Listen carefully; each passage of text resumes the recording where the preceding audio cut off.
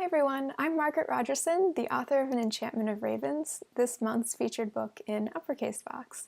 I have to say that it's been a dream of mine, even before I got a publishing deal, to be featured in a subscription box, so I am so thrilled and so delighted to be your October selection. In one of the written pieces accompanying this video, I talk a little bit about why I decided to write about a portrait artist and how it was in large part inspired by my own experiences as a portrait artist. But I didn't go into those experiences in any detail, so I thought it would be a fun sort of behind-the-scenes subject to tell you guys a little bit more about my own background as an artist and show you some of the art supplies that I've used in the past, as well as an oil painting that I've done. As I mentioned in the piece, I worked with dry media, not with paint, usually. In the past, I have experimented with most types of paint. I've tried watercolors, acrylics, oils, but I turned out to be really bad at all of them. As an artist, I'm a huge perfectionist, so I naturally gravitated toward mediums that I could control very precisely. I actually have an example here. It's one of the few pieces of artwork that I still have left from high school. I think I did it my sophomore year of high school while I was traveling in Colorado. It's a quick sketch of some mountains, and you can see here that I have like a very sort of precise drawing and shading style. The nice way to put it is perfectionistic, probably. It's really sort of anal retentive, I'd say. But when I was just starting out with portraits, I first started out using charcoal. If you're an artist, you probably recognize these little ubiquitous charcoal sticks that are on sale at every art shop everywhere. In campus bookstores even, I think sometimes. They're just sort of everywhere. After charcoal, I moved on to using sepia pencils, which, here's a tin of them. This might actually be the same container that I used in high school. Either that or it's an identical container, I'm not sure. Everything will fall out if I try to hold it up while it's open, but here's a little look at some of the sepia pencils. They're these sort of red and brown toned pencils, which I would use on colored paper.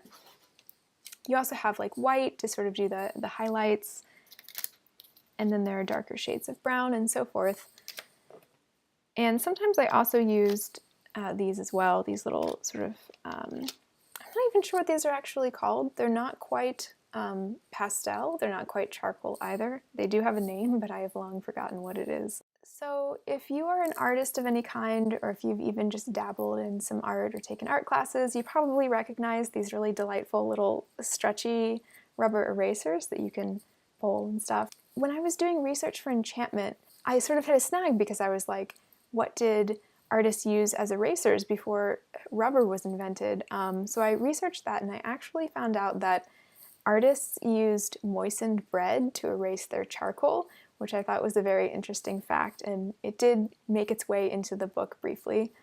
Ultimately, during high school, I discovered a medium I liked even better than pencils, which is digital artwork. Mainly, I think, because if you make a mistake, you can just Control-Z it away.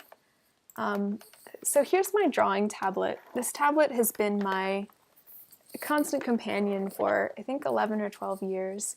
You can see that it's taped up. Oh, over here. It has some dust on it as well, this poor tablet. It's taped up in the corner. It has scratches all over the surface. It's been dropped, it's been stepped on, it's traveled cross-country, but it still serves me faithfully after all of these years, and nowadays I mostly only do digital artwork. So the oil paintings you see behind me, I actually borrowed from my mom for this video. They're her paintings, obviously not mine. I'm really fortunate that she's an oil painter and that I grew up sort of surrounded by those sights and smells, the smell of turpentine. I sat for hours watching her mix colors and paint. I helped her clean her brushes, and I even helped her make canvases every once in a while. So all of those experiences really benefited me when it came to describing Isabel's work as a painter. Now, to demonstrate how unfortunate I am personally at oil painting, I have here the only oil painting I've ever completed in my life, which I painted during my junior year of high school. Prepare yourselves. I'm gonna have to figure out the angle here. It's kind of large. So, there we go. This is called Fish Parade, and my art teacher gave it a B-. The colors are just so bad. This blue is like a primary color blue. The orange is just so orange, just offensively orange. But I really am quite fond of this painting. As you can see, I made this canvas myself. There's all the uneven staple gun staples. So there's my embarrassing high school artwork for you guys. Unfortunately, I don't have any of my portraits to show you. This is terrible, but I actually moved about 1.5 years ago, and in doing so, I had to get rid of a ton of stuff, and I ended up throwing away all of my portraits. I deeply regret that now, obviously, because it would be so fantastic and so wonderfully embarrassing to share them with you. I'll try to draw another portrait sometime soon and perhaps post it on the internet, even though I'm very out of practice, but I think I owe you one, Uppercase Box. Before I sign off, I just wanted to say thank you for supporting Uppercase Box, and thank you for watching this silly video. I hope you enjoyed it, and I hope you have fun reading my book.